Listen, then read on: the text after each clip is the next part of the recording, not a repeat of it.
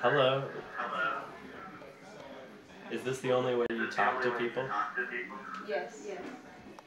It's a little bit detached and removed compared to ordinary conversation. Do you think so? I feel a little emotionally separated from you right now. Would you ever be emotionally close to me knowing me this little anyway? That's a really good point, and in all honesty, I'm probably speaking more intimately than I ordinarily would.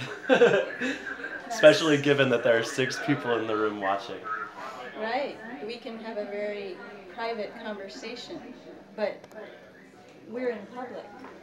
I feel almost like we're G-chatting in real life right now. What does it feel like to have a machine inside your body? Oh, you're talking about my intestines? Oh, okay. And do you feel like your intestines would qualify as a machine?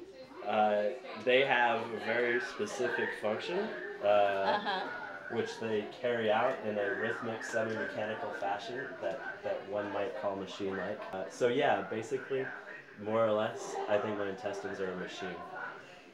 Aha. Okay. But is peristalsis really the same as a motor? So you have a predisposition against more organic forms of motor control.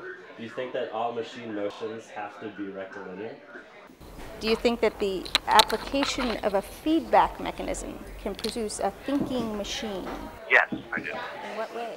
Well, I believe that machines will be intelligent enough. They are intelligent enough at this point to process that information and improve their performance. Would you trust a component that is not born from a body to make moral decisions for you? No. So you can create a thinking machine, but not necessarily one with judgment. No. Absolutely. I don't think that a machine will be able to make moral decisions. So no matter how enhanced or corrected humans are, is the moral sense something that's irremediably flesh-related? I can hear you. All right. Well, I am standing right next to you, so. But it's just not the same, is it? So I guess my question is, how does organic mediation, how I'm talking to you without the phone, differ from electronic mediation, how I'm talking to you with the phone? Because you seem to have a definite bias against organic mediation. It's not a bias. It's merely a limit.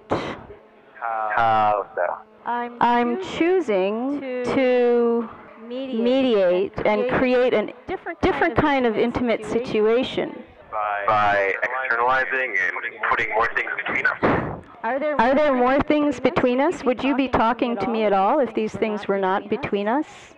I'm going to ask you a question. Okay, ask away. Can calculated application of a feedback mechanism produce a thinking machine? I'll need elucidation on feedback mechanism. Something that gives and sends signals. Oh, God. So to rephrase your question, if I may. Please. Can a feedback mechanism have sentience? Because we consider thought as a form of sentience, or? Sentience is sentience thinking. What is sentience composed of? See, I would consider thinking as a linguistic activity. So the question is can we have thinking without language? Because if we can, then perhaps animals without sentience could think. And what about machines?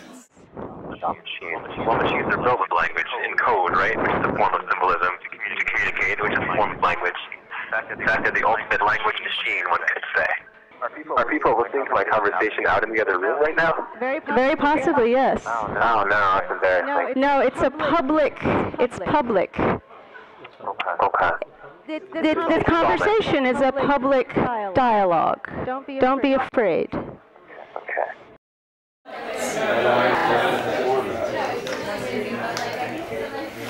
Yes, my computer has died, so everything is kind of falling apart. I think that, everything ends eventually, and if the batteries run out, even I stop, believe it or not. I've already lost part of my vision. I've lost my ability to project. I've lost my ability to amplify.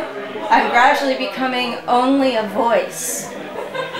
And I'm still going. I'm not sure how long it'll last, but if you stay with me until I'm done, I'd be very grateful. Otherwise, it'd be kind of lonely. What is the inner life of machines? I've always pictured ones and zeros mostly. Well, that sounds so bleak. Is that really all there is? Maybe the occasional two, I don't know. On like a really good day. You think it's all data?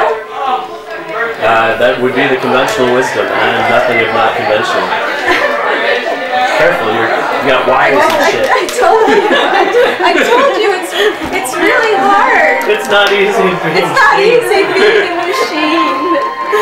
There's a lot in the way.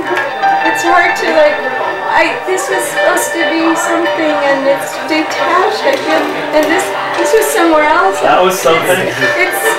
Now it's. All of it was something. All of it and that used to be plugged into something. But this came apart. I mean, it's really nothing. Reality itself is crumbling. Maybe we should grant the machine a dignified death. I was gonna say this is middle age. I was gonna go. The machine is experiencing middle age. Experiencing a certain limitation of my natural abilities, which were so infinite when I was just a young machine. I feel like, we're participating in the consequences of every action. I'm still. What do you think about all these plugs? Should they all go together? Sure, go ahead. It won't do a damn thing. I'm gonna jam that. I'm gonna jam. I just want to do some more jamming. That's a little bit disturbing to me. Do you mind if I jam sternum-ear protrusions? Is that so wrong? Is this forward of me? You can't understand. I've been acquainted with you as an operator for a while. I jammed it. Was this supposed to go in the mic or the speaker?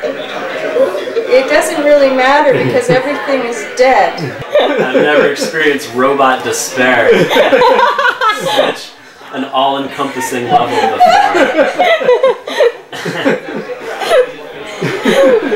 The cyborg shrinks into a corner, all its circuits quivering. You poor little thing. That's so sad. What happened?